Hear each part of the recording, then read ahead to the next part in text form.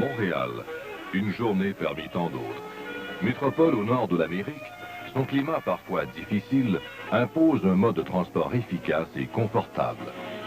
Ville moderne dotée d'un métro souterrain qui répond aux attentes de ses 250 millions d'usagers annuels. Construit par la communauté urbaine de Montréal, le métro est l'outil qui répond le mieux aux besoins des 29 municipalités de cette agglomération urbaine. Le Bureau de transport métropolitain coordonne depuis 1970 la conception et la construction et voit l'amélioration du réseau. Il fait partie de la société de transport de la communauté urbaine de Montréal qui exploite le métro.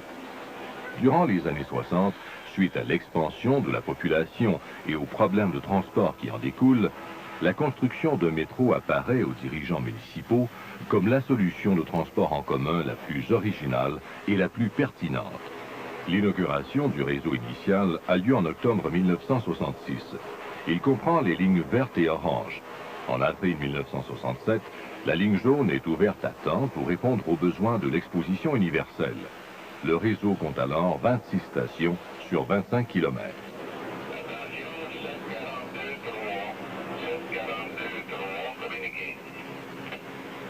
En 1971, la mise en chantier de prolongement au réseau initial et la création d'une nouvelle ligne permet de répondre aux besoins d'un usage accru du métro. La ligne verte s'étend à ses deux extrémités en 1976 et 1978. On prolonge alors la ligne orange jusqu'en 1986. La ligne bleue, inaugurée en 1986, est complétée en 1988. Aujourd'hui, le réseau de 61 km comprend 65 stations.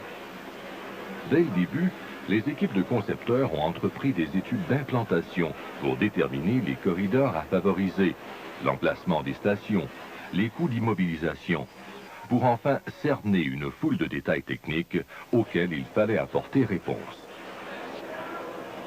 Les études d'avant-projet débouchèrent ensuite sur la préparation de plans et devis qui amenèrent finalement l'octroi de contrats et les diverses phases de construction.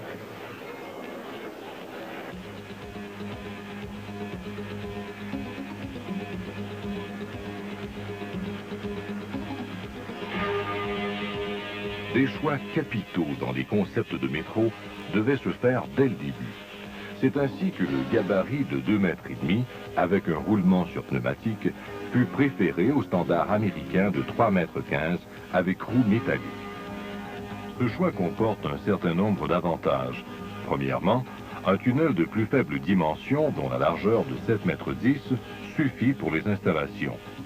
Cela facilite considérablement l'implantation des ouvrages sous la voie publique et par ailleurs en réduit les coûts. Deuxièmement, le roulement sur pneumatique offre des caractéristiques intéressantes au niveau de l'adhérence, de l'accélération et des freinages rapides. On peut, dès lors, exploiter le principe d'un tunnel en profil de cuvette. Au départ, le train utilise la gravité pour prendre de la vitesse, avec un minimum d'énergie de traction. Puis, sur le plat de l'interstation, encore très peu de courant est nécessaire au maintien de la vitesse. Enfin, à la remontée de la station suivante, la pente sert à décélérer naturellement le train jusqu'à son arrêt complet. Le pneumatique permet aussi, avec des devers appropriés, de négocier des courbes beaucoup plus serrées et offre ainsi au concepteur une souplesse supplémentaire dans son choix de tracé. Le sous-sol de l'île de Montréal est principalement constitué de roc tout près de la surface. Les qualités mécaniques de ces formations rocheuses les rendent très favorables à la construction de tunnels. Ce roc se brise très facilement à l'explosif, mais sa densité lui permet de se supporter lui-même sans blindage onéreux.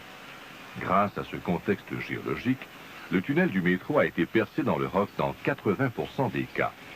Cette méthode de travail est très économique et simplifie de beaucoup la réalisation des chantiers. Le contrat de gros œuvres comprend habituellement un tronçon de tunnel encadré de 2 stations. L'entrepreneur s'attaque dès le départ au creusage d'un puits vertical lui permettant d'atteindre le tunnel à construire. Le forage du roc s'effectue suivant un diagramme bien défini au moyen de foreuses à articulations multiples montées sur des jumbos souvent motorisés. Les trous sont chargés de dynamite, comme dans les mines. Un chargeur à bascule entasse le roc dans les camions, qui la transportent hors chantier. L'excavation du tunnel progresse au rythme moyen de 6 mètres par jour et par front d'attaque.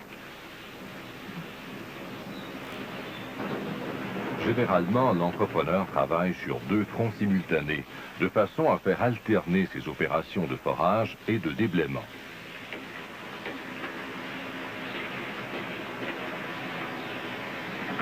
Dans le tunnel foré dans le roc, la voûte est stabilisée au moyen de boulons à roc de 2,40 m de longueur, dans le but de conserver les efforts internes du rocher. Vient ensuite la phase de bétonnage. Le béton forme le parement du tunnel. Les coffrages utilisés sont formés d'imposantes structures en acier montées sur roues que l'on avance progressivement pour chaque coulée. Le coffrage moule en une seule opération les murs et le plafond voûté. Des pompes à piston permettent d'acheminer le béton dans ces coffrages de façon presque continue, assurant un produit homogène en évitant la ségrégation. Ce béton doit atteindre 30 mégapascales comme résistance à la compression à 28 jours. Le béton ne contient pas d'armature, car l'effet de voûte exploite à fond la résistance à la compression du béton.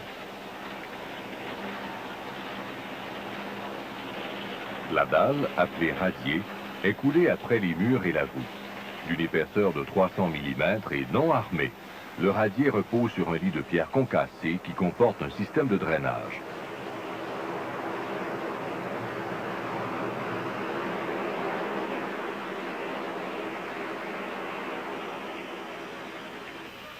Lorsque la couverture rocheuse est trop mince ou que les sondages ont décelé une mauvaise qualité de roc et que l'occupation du sol le permet, on construit à ciel ouvert. C'est la méthode en tranchée. Aux endroits où la proximité des édifices cause un problème ou que l'on doit creuser à de grandes profondeurs, on oblige l'entrepreneur à utiliser des parois temporaires pour soutenir les terres.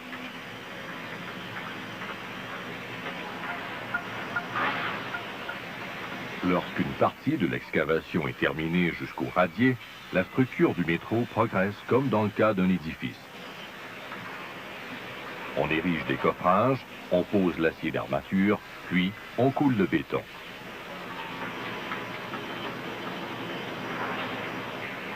Les sections du métro en tranchée sont toujours armées à cause des charges vives appliquées ultérieurement. Elles peuvent épouser la forme d'une arche ou celle d'un cadre rectangulaire. Finalement, la structure doit être recouverte afin de redonner au terrain son profil original. Les stations sont par définition les lieux où le voyageur a accès au train. Le séjour du passager doit lui procurer une expérience agréable et l'inviter à utiliser le métro comme moyen de transport urbain. Les stations ont été réparties à une distance telle que les voyageurs le long d'une ligne puissent, aussi souvent que possible, gagner à pied la station la plus proche, en moins de 5 minutes. L'interstation moyenne est de 910 mètres. De façon générale, une station mesure 152 mètres de long sur 13 mètres de large et elle occupe un volume de 30 000 mètres cubes avec ses édicules. Comme dans le cas des tunnels, la majorité des stations sont creusées dans le roc. Elles sont en fait construites en agrandissant les tunnels déjà existants et leur bloc d'accès est construit en tranchée. Elles sont composées d'une arche de béton non armée reposant sur 2 pieds droits. Chaque coulée mesure 8 mètres. On laisse un écart entre chaque coulée afin d'insérer une goulotte pneumatique qui permet l'écoulement des eaux d'infiltration vers les pompes qui évacuent l'eau.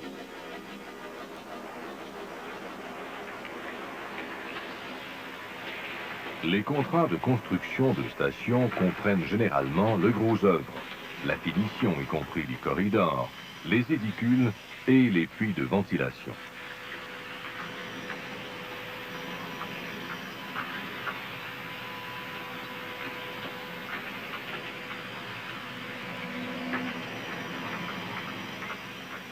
Le bloc accès de la station est réalisé à ciel ouvert et inclut les escaliers, passerelles et couloirs qui joignent la station aux entrées. Lors des prolongements du réseau, des stations furent construites en sous-œuvre et certaines voies ont dû être superposées afin de répondre aux exigences du sous-sol. Les nouvelles stations de correspondance sont conçues avec des quais centraux. Les trains passent de chaque côté des quais, de sorte que la plupart des voyageurs n'ont qu'à traverser le quai central pour changer de ligne. La grande majorité des mouvements des passagers se font de quai à quai. On évite donc les conflits entre les niveaux supérieurs et inférieurs. Dans le réseau initial, on a favorisé les stations de correspondance cruciformes. Les aménagements des stations, les appareils d'éclairage, les portes extérieures, les installations de contrôle, la publicité et le graphisme sont des standards auxquels doivent se conformer les architectes. Toutefois, les formes et couleurs varient.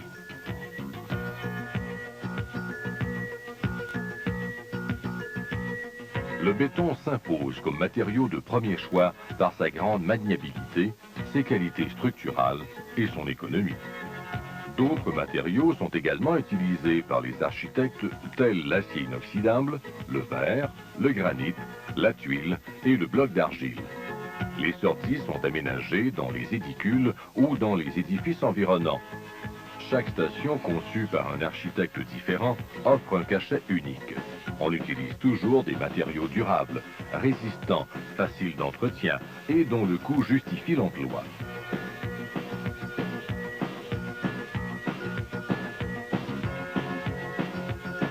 La communauté urbaine de Montréal a tenu à intégrer des œuvres d'art dans les stations, en favorisant la participation d'artistes dès le début de l'étape conception.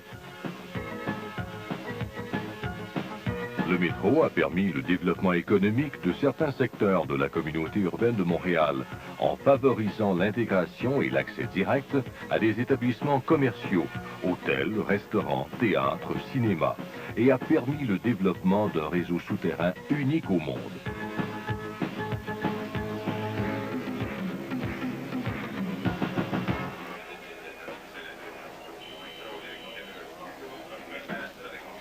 Le métro est doté d'une commande centralisée réglant le départ et les mouvements des trains par ordinateur. Sur le tableau de contrôle optique, le régulateur peut suivre la marche des trains. La présence d'un train sur la voie est indiquée par un numéro et son déplacement est facile à suivre. L'ordinateur permet la régularisation des trains. Les fonctions importantes réalisées sont le suivi des trains, la gestion des manœuvres en terminus, la gestion des départs, ainsi que la régulation en ligne qui assure le respect de la marche type et en cas de perturbation permet le contrôle de l'intervalle pour maintenir des conditions idéales d'exploitation. Le matériel roulant est doté d'un pilotage automatique avec contrôle continu de la vitesse.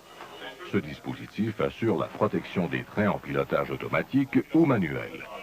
Chaque train est assujetti en tout point à respecter des consignes de vitesse. S'il ne respecte pas ces consignes, il est automatiquement freiné en urgence. La protection des trains circulant sur une même voie est assurée par des consignes d'arrêt ou de ralentissement dans les deux cantons précédant tout canton occupé par un train. Les équipements de voie jouent un rôle essentiel. Ils supportent le train et le guide. Le rail, la piste de roulement et la barre de guidage en sont les principaux éléments. Le rail sert de conducteur de retour du courant et guide le train à l'aide de la roue métallique dans les aiguillages. La piste de roulement supporte le train roulant sur pneus. La barre de guidage sert de guide aux roues latérales et assure l'alimentation électrique. Sous le contrôle du poste de commande et de mesure, l'alimentation en énergie se fait à partir de postes de redressement, alimentés par des postes de district. Ces postes transforment le courant alternatif de 12 000 ou 25 000 volts en courant continu de 750 volts. Des mécanismes détectant les surintensités et les courts-circuits assurent la protection du système. L'alimentation en énergie de chacune des stations se fait à partir de 2 postes secondaires de distribution. Chaque poste fournit la moitié de l'énergie requise par l'éclairage, la force motrice et les autres services. Un réseau de télétransmission achemine toutes les informations sur la ventilation, l'alimentation électrique et les manœuvres au centre de contrôle. C'est du poste de commande centrale que les systèmes de télécommunication sont regroupés. On peut en tout temps rejoindre les opérateurs, le personnel d'entretien, s'adresser aux employés et aux voyageurs à l'intérieur des rames et des stations.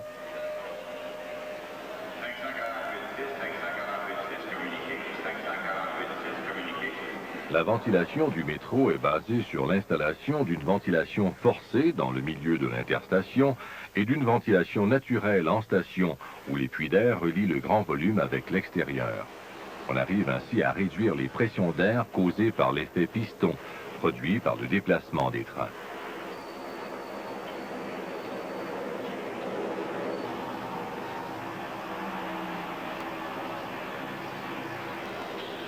Les rames de métro roulent sur la voie de droite. Elles sont formées d'un, deux ou trois éléments automoteurs, pouvant être accouplés pour donner des trains d'une longueur de l'ordre de 50, 100 ou 150 mètres. Chaque élément comporte 3 voitures, soit 2 motrices qui encadrent une remorque. Le métro sur pneus permet de hautes performances sans que tous les essieux soient motorisés. 2 générations de matériel roulant sont en opération dans le métro. Le MR63 qui roule depuis 1966 et le MR73 qui est utilisé depuis le début des prolongements. Les deux sont compatibles sur l'ensemble du réseau. Chaque voiture est composée d'une caisse et de 2 bogies. Les moteurs de traction sont au nombre de 4 par motrice. Le bogie est composé de roues à pneumatiques porteurs, de roues de sécurité en acier qui assurent le guidage en cas de crevaison, de roues de guidage latéral, de freins à sabots de bois imprégnés d'huile végétale. Des frotteurs positifs entourés d'une boîte isolante assurent l'alimentation. Le roulement de train sur pneus comporte des avantages certains.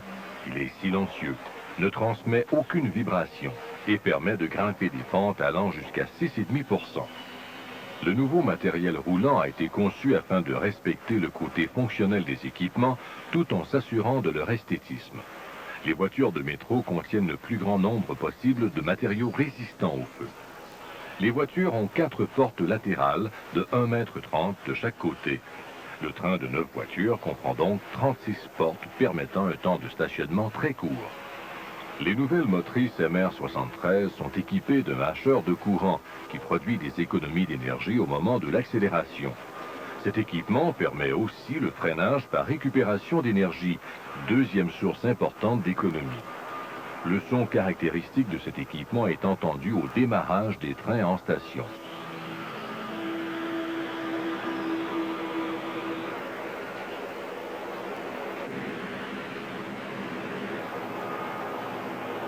Des ventilateurs assurent une entrée d'air dans chaque voiture. 4 ventilateurs forcent l'air à l'intérieur d'une gaine et 4 autres assurent la sortie de l'air par le plafond.